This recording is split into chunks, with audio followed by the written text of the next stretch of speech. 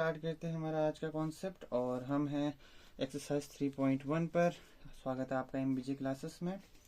आप देख रहे हैं मैथ्स में। तो स्टार्ट करते हैं हमारा आज का कॉन्सेप्ट। ठीक है, तो क्वेश्चन 1 कहता है एक्सरसाइज 3.1 का कि हमारे पास अगर मैट्रिक्स ए है जो इस फॉर्म में है, पहला मेरे को उसका ऑर्डर निकालना है, दूसरा मेरे को इन सारे एलिमेंट के बारे में देखना है कि 1 3 2 1 3 3 2 4 2 3 और नंबर ऑफ एलिमेंट के बारे में मेरे को जानकारी चाहिए। ठीक है, तो समझते हैं। सबसे पहले मैं मैट्रिक्स लिख लेता हूँ। जो मैट्रिक्स है, मैट्रिक्स मेरी पहली ए कहती है, मैट्रिक्स ए है मेरे पास 2 35 √3 और 5 माइनस ऑफ 2 1 19 5/2 माइनस ऑफ 5 और -7 12 एंड 17 मेरे पास ये मैट्रिक्स है। ठीक है, पहला क्वेश्चन कहता है कि मेरे को ऑर्डर, चलो थोड़ा सा इंट्रोडक्शन देख लेते हैं कि ऑर्डर वगैरह क्या होता है। ठीक है, देखो मिनी टेक्स्ट बुक में अगर मान लो मेरे पास एक कोई मैट्रिक्स ए है, ठीक है, जिसमें ए आई जे कह रहा हूँ, तो हम जर्नली ऑर्डर को m क्रॉस n की फॉर्म में देखते हैं। तो इसका मतलब क्या है, देखो अगर मेरे पास कोई मैट्रिक्स है तो ये तो बेसिकली अरेंजमेंट है, स्क्वायरिक अरेंजमेंट है। तो इसका मतलब m डिनोट करता है रो को और ये डिनोट करता है किसको, कॉलम को। तो किसी भी मैट्रिक्स में अगर मैं कहूँ कि नंबर ऑफ रो और नंबर ऑफ कॉलम्स कितनी हैं, अगर मैं कहूँ इस फॉर्म में कि मेरे पास इसमें 2 रो हैं और बाई मतलब कितना है और 2 ही मेरे पास कॉलम्स हैं, ठीक है, तो इस केस में मेरी जो मैट्रिक्स का अरेंजमेंट हो जाएगा वो हो जाएगा 2/2, जो ही मेरे पास क्या बन जाएगा m क्रॉस n, यानी m/n की ये मेरे पास क्या बन जाएगी मैट्रिक्स। यानी किसी भी मैट्रिक्स में अगर मैं कहूँ कि ऑर्डर क्या होता है, तो ये नंबर ऑफ रोज और नंबर ऑफ कॉलम्स का ही ये पूरा अरेंजमेंट के बारे में दिखाता है। ठीक है, अब फॉर एग्जांपल मैंने कहा कि एक मैट्रिक्स मैं ले रहा हूँ 1 2 3 4 5 6। अब इसमें कितने हैं, तुम कहोगी सर इसमें 2 रो हैं। हाँ, मेरे पास जो भी मैट्रिक्स है इसमें 2 रोज हैं और कॉलम इसमें 3 है, यानी कि 3/3। ठीक है, तो यानी कि इसमें कॉलम्स कितने हैं, 3 है। तो ये जो मैट्रिक्स बनेगी वो 2/3 की बनेगी। ठीक है, तो इस केस में हम क्वेश्चन सॉल्व करते हैं, जहाँ पर हमारा पहला पार्ट कहता है अगर ऑर्डर की बारे में बात करूँ तो ऑर्डर जो मैं m क्रॉस n के बारे में देखूंगा वो बन जाएगा 1 2 3 रोज मेरे पास है, यानी कि ये मेरे पास 3 रो हैं, पंक्तियां जो भी कहें। ठीक है, और 4 मेरे पास क्या है, बाई, मतलब बाई का एक गुणा नहीं है, बाई है। ठीक है, 1/2 इस फॉर्म का। 4 मेरे पास क्या है, कॉलम्स है। तो इसका जो मैट्रिक्स का ऑर्डर बनेगा वो बनेगा 3/4। ठीक है, अब सेकंड क्वेश्चन कहता है, मैं बेसिकली इसका थर्ड पार्ट कर रहा हूँ जो कि मेरे को अच्छा लगता है। पहले क्या कि नंबर ऑफ एलिमेंट्स के बारे में हमें जानकारी चाहिए, तो इसको भी थोड़ा सा समझते हैं। अब देखो इसी मैट्रिक्स में पहले इसको समझते हैं। देखो एलिमेंट क्या होता है। अब मान लो ये जो मेरी मैट्रिक्स बनी थी 2/2 की, ऑर्डर समझ में आ गया। अब सॉरी, तो इसमें 2 रो थी और 2 ही मेरे पास कॉलम थे। ठीक है, तो एलिमेंट का मतलब हो जाएगा कि जितनी रो उतनी कॉलम। मान लो सॉरी मैं कि मेरे पास 2 रो थी 2 कॉलम थी, तो टोटल कितने होंगे, जितने इनके इंटरसेक्टिंग पॉइंट होंगे, यानी कि 1 पॉइंट 2 पॉइंट, यानी कि 4, यानी कि तो इससे क्या मेरे को पता चला कि मेरे पास जितने रो थे और जितने कॉलम थे उनका जो भी मल्टीपल होगा वही मेरे पास क्या बनेगा, टोटल एलिमेंट होंगे। अगर मेरे पास इस केस में 2 रो और 3 एलिमेंट हैं, तो टोटल जो एलिमेंट होंगे, सॉरी 2 रो और 3 मेरे पास कॉलम्स हैं, तो टोटल एलिमेंट होगा 6, जो कि हम देखने को मिला। यानी कि हर एक रो और कॉलम के इंटरसेक्ट पर हमें एक एलिमेंट मिलता है। तो मेरे पास 2 और 2 4 हैं, तो 4 हमारे पास इंटरसेक्ट और 4 ही हमारे पास क्या होंगे, एलिमेंट होंगे। तो सेम यहाँ पे भी फॉलो होगी। अगर मैं थर्ड पार्ट करूं जिसमें कहता है कि एलिमेंट के बारे में, कि नंबर ऑफ एलिमेंट कितने हैं, तो वो हो जाएगा यानी कि mn, यानी कि 3 × 4 जो बन जाएगा 12। देखो तो 12 ही होंगे। ठीक है, एंड सेकंड क्वेश्चन कहता है मेरा कि मेरे को चाहिए एलिमेंट A13 A21 A33 वगैरह वगैरह। तो इसका थोड़ा सा समझते हैं। देखो मैं सेम मैट्रिक्स ले रहा हूँ। अगर मेरे पास ये मैट्रिक्स है, ठीक है, अगर मैं कह रहा हूँ कि ये मेरे पास सेम है, ठीक है, 2/2 की मैट्रिक्स ले रहा हूँ। अगर मैं कहूँ कि मेरे को A11 वाला नंबर मेरे को चाहिए। तो इसका क्या मतलब है, A11 से मेरे को क्या पता चल रहा है कि मेरे पास 1 रो है, ठीक है, और मेरे पास 1 ही कॉलम है, तो यानी 1 बाय 1 कॉलम का फॉर्म है। तो इस केस में जो भी मेरी मैट्रिक्स होगी उसका नंबर रो 1 यानी कि R1 और कॉलम 1 जो कि मेरे को A11 से पता चला, वही मेरे पास क्या बन जाएगा, उनका इंटरसेक्स A11। यानी कि जो भी एलिमेंट होता है, अगर मैं नोट की फॉर्म में बात करूं कि मेरे पास अगर एक हल्का सा नोट की फॉर्म में करें तो एलिमेंट जो होगा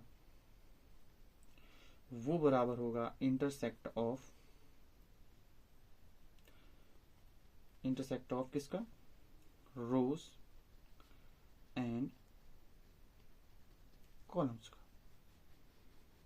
समझे, यानी कि कोई भी एलिमेंट होगा वो देखो इंटरसेक्ट हो पहली रो का पहला कॉलम, जो भी इंटरसेक्ट बना वो मेरा क्या मिला, A11। अब मैं कहूँ कि तुमसे A22, तो मेरे को चाहिए कोई भी मैट्रिक्स में मेरे को दूसरी रो और दूसरा कॉलम। ये देखो अगर मैं कहूँ कि मेरे को A13 चाहिए, यानी कि पहली रो 1 और रो थर्ड सॉरी रो A12 चाहिए, क्योंकि इसमें तो दो ही है ना।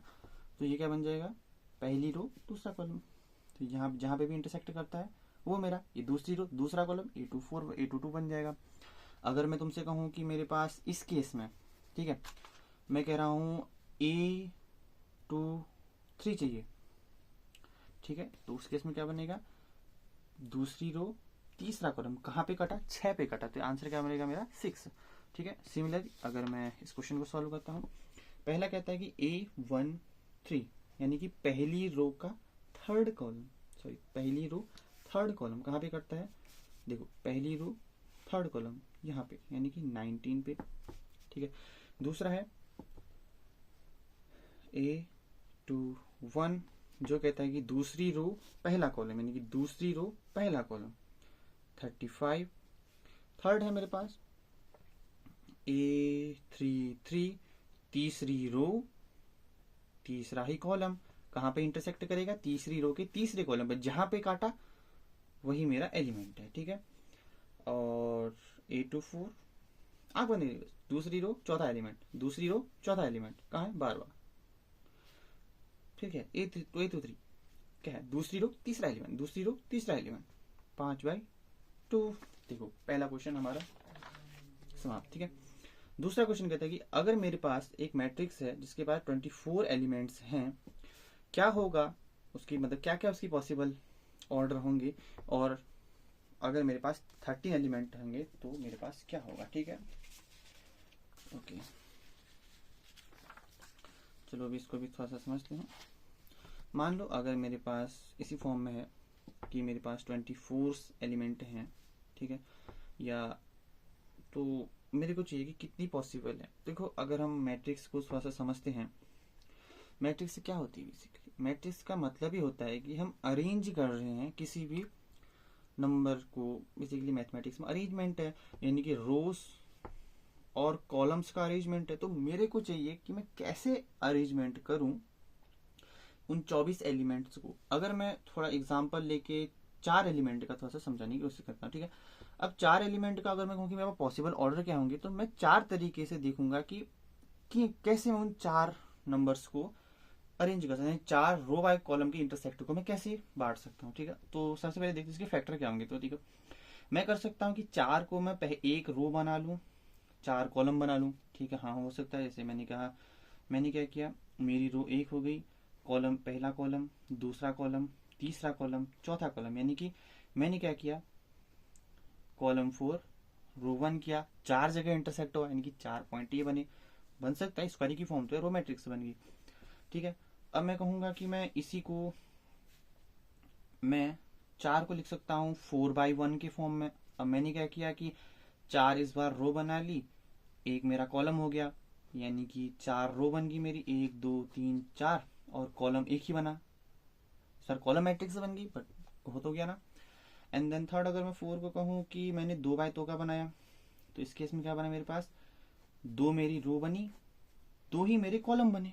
ठीक है, देखिए 2 मेरी रो बनी, 2 मेरे कॉलम बने, यानी कि इस बार अरेंजमेंट दूसरा हुआ, बट 4 ही का हुआ।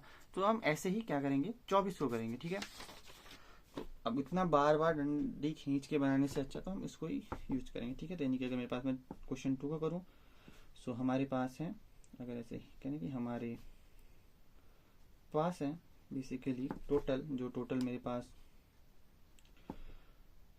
एलिमेंट हैं वो बन जाएगा 24। अगर मैं कहूँ कि 24 एलिमेंट हैं तो कितनी पॉसिबल चांसेस हैं, पॉसिबिलिटीज। ओके, देखो पॉसिबिलिटीज कितनी मेरे पास, 1/24 एक रो, एक 24 कॉलम बन सकती है कि नहीं बन सकती। दूसरी कर सकते हैं कि 24 रो 1 कॉलम कर दो, हाँ ठीक है। अब दूसरी बनी छोटी सी स्टार्ट किया मैंने, रो को पहले 1 किया, देन बाकी का फैक्टर में तोड़ा, दूसरी बार मैंने 1 किया, 2 किया, दूसरी फैक्टर में तोड़ूंगा, ऐसे करते जाऊंगा, ठीक है। तो 12, हाँ अब 12 रो 2 कॉलम, उसका अपोजिट कर दो। अब 3 8, 24 को मैं 3 और 8 के फॉर्म में तोड़ सकता हूँ पूर्ण भाज्य में।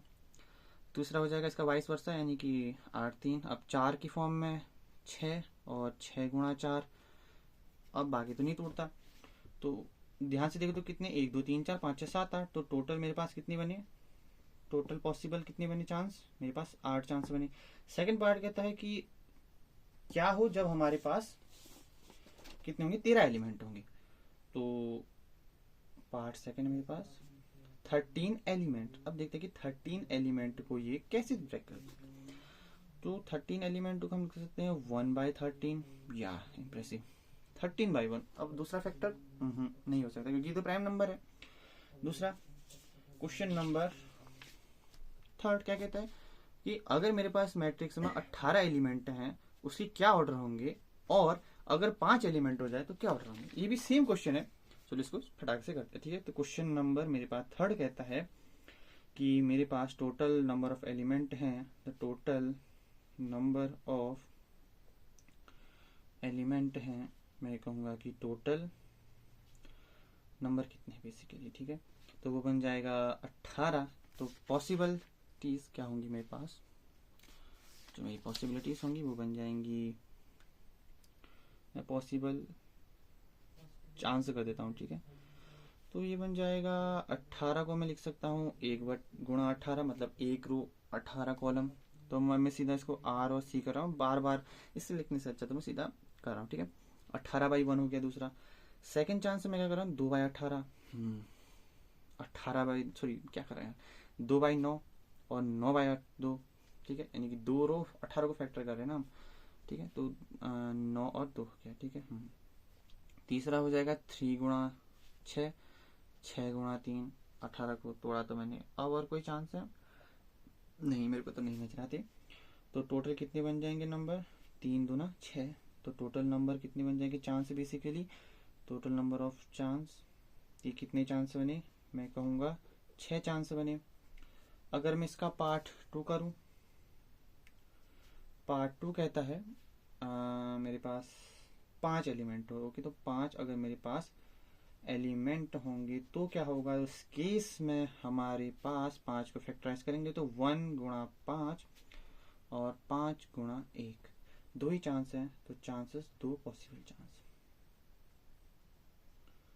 2 पॉसिबल चांस। चलो हमने इस प्रकार क्वेश्चन नंबर 1 फिनिश, 2 फिनिश और 3 हमारा फिनिश हो गया। अब अगली क्लास में हम इससे जो आगे क्वेश्चन है 4 5 6 जहाँ तक पहुँच सकते हैं उनको फिनिश करेंगे, एंड देन हम मूव करेंगे हमारे नेक्स्ट टॉपिक की तरफ।